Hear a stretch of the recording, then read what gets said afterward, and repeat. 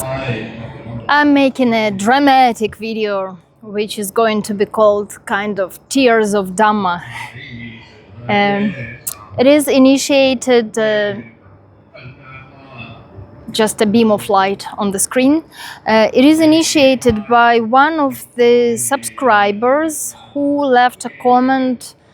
Periodically she leaves comments how much she appreciates my sharing, my teaching of Dhamma, and this time she spoke about crying, that reading what I explain about my practice, my Dhamma experience following Sayadaw Tamasara, she started crying because she felt something so much connecting to her, something discovering to her what she kind of knows, but she was far from, and now she becomes near to it. And this is not new to me. This is something that I have been experiencing myself for quite many times during these last months, last half a year, let's say. And I would like to talk about it in this video because since she experiences like this, I experience like that, there must be other people who live this experience, and it is always good to find that we are not alone, the experience is not mine, the suffering is not mine, the not understanding is not mine. This is just something that happens on the path of Dhamma. So I would like to share some of the situations when I also burst into tears. For example, when I just ordained, it was in India, in Bodh Gaya, in the town of enlightenment of Buddha. We spent quite a few days in the temple of Mahabodhi during the Tipitaka chanting ceremony. I'm not very good at chanting, so this is kind of new experience for me. So I was quite excited to participate, and every day try to read according to a new way of chanting, a new rhythm, depending on this or that representative of different countries of Theravada tradition. And as I practice mindfulness with detachment in every moment, not only in sitting on a cushion, but meditation as often as possible, as much as mindfulness is available. So mindfulness, I was practicing mindfulness also at that time of Tipitaka chanting. Mindfulness started to follow the rhythm of chanting, just the rhythm of pronouncing the words. Also, just not so long ago, before that, I had finished an introductory course of Pali language, so I could recognize the language. Maybe I couldn't know precisely the translation of the words, but I could recognize the grammar. It was easy for me to read, and I was happy to catch the rhythm and to be following the rhythm. And mindfulness was also arising with knowing the verbal action, knowing the pronunciation, knowing the sound, knowing the knowing of the sound, knowing of the knowing, mindfulness of the knowing. So mindfulness was working on all different objects that were arising naturally in every present moment. This is the type of practice that we do in Tabarwa. And at that time, with that mindfulness constantly changing, I could catch the mind at grasping the reading with that enjoyment. I could see that I liked myself, someone as real appeared, someone grasped, the reading is real, the pronunciation is real, and started grasping and clinging with liking, with wanting it more and more. And there was understanding of Dhamma, that because of this actually suffering happens. Because whatever happens, we appropriate, we grasp it, we want it, we crave for it. This is based in greed, in delusion, ignorance and greed. And this understanding was kind of shocking for me. Together with that came the understanding that actually everything in this life, the life which is not real, which is just composed of one changing moment after another, we grasp this life is real, and then we appropriate it, and we want everything in this life. We want to hear, we want to say, we want to eat, we want to do, we want to have things in our way. Everywhere there is our egoistic wanting, everywhere there is the appropriation, everywhere there is self. It felt so dirty. It felt that the world is not real, we make it real, and then we participate in every action with greed. I'm describing it now with words alone. I try to choose the right words to be as near to the experience as possible, but no words can describe the experience of Dhamma rather than your own experience. I'm feeling myself again a little bit of what I experienced back then. Nothing is permanent, only the full enlightenment is permanent. But otherwise, any experience just comes and goes. So I can't attach, I can't grasp, but even now trying to remember about it and to render it into words, I experience this really disappointment in how fake it is, and although it is fake, we even make it dirty with our constant grasping and craving. And this was quite shocking for me, and I burst into tears. And those tears I couldn't stop, and it was embarrassing as there were many other people sitting around just reading Tipitaka, and I was just really crying all over there. Some time passed, experience passed. Later in the evening, I could have time and opportunity to come to Sayadaw to discuss this. I'm not the person of all those energies and feelings, and he's neither. He's quite direct, talking about the truth. He knows that it is difficult, life is dukkha. He lets us experience dukkha as much as it happens in Tabarwa, because it is natural. We should know it by our own experience. But at that moment of my grief and sorrow, of this deep sadness that I was feeling after my experience, when I came to share it to him, he was sitting on a chair, I came sitting down on the floor as a Sayale.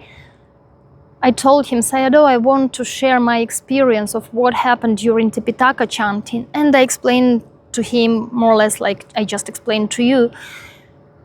And I asked him, is that so? Is it true that everything we do is so unwholesome? Everything is just akusala. Our mind is fully akusala in everything that it makes as life and as our actions and as our intentions. Everywhere it comes with akusala. And saying that, I started crying again, feeling the truth of that everything everywhere is, although it is delusion, and even more than that, it is akusala. It was very hard to realize that.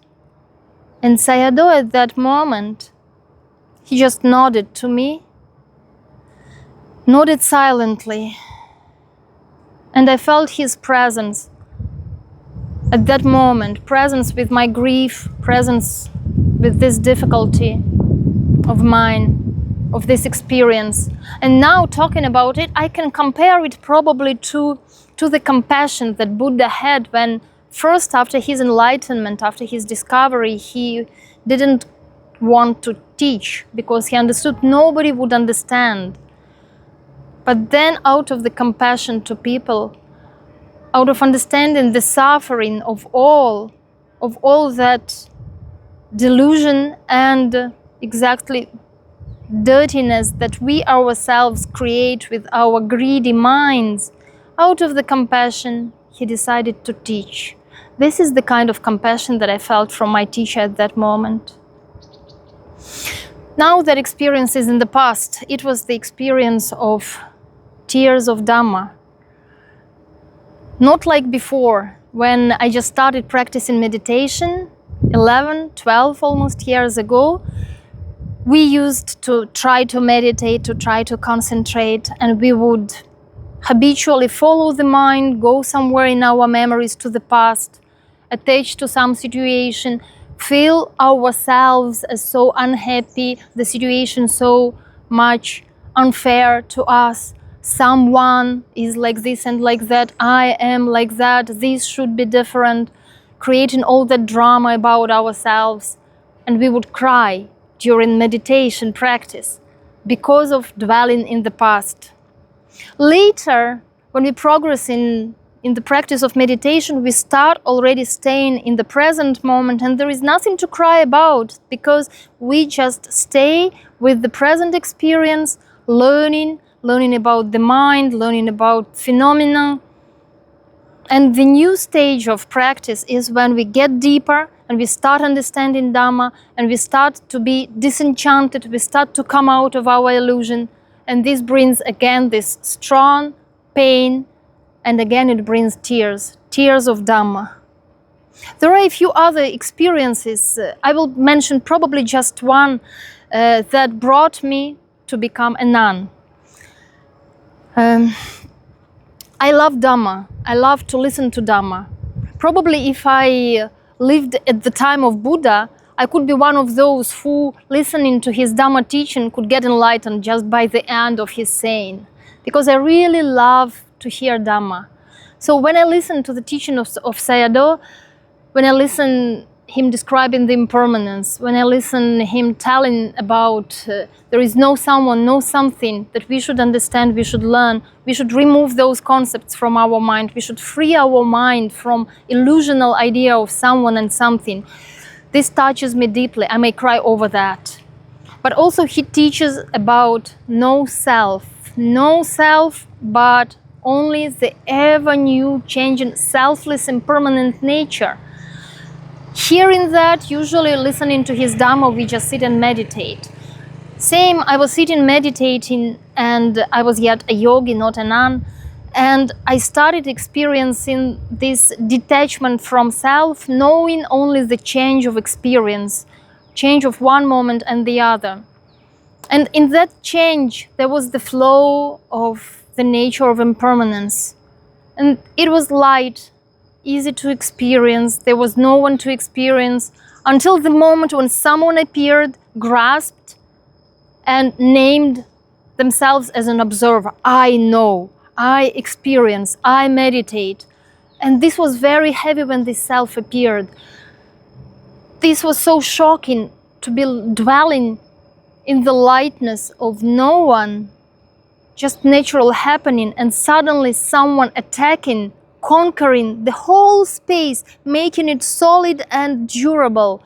Not just like one moment after another, but someone real, appearing there and not disappearing. And out of that experience of lightness, this self became very heavy, and it made me again start crying. When I couldn't get rid of self, when I could see how this self actually is dominant, is serious to be present and to be someone who knows, someone who observes, someone who experiences. This very experience brought me into tears, and when I shared it to Sayadaw, he recommended that I should ordain. He told that this should be my next step of Dhamma, my next step of practice, to detach completely from self.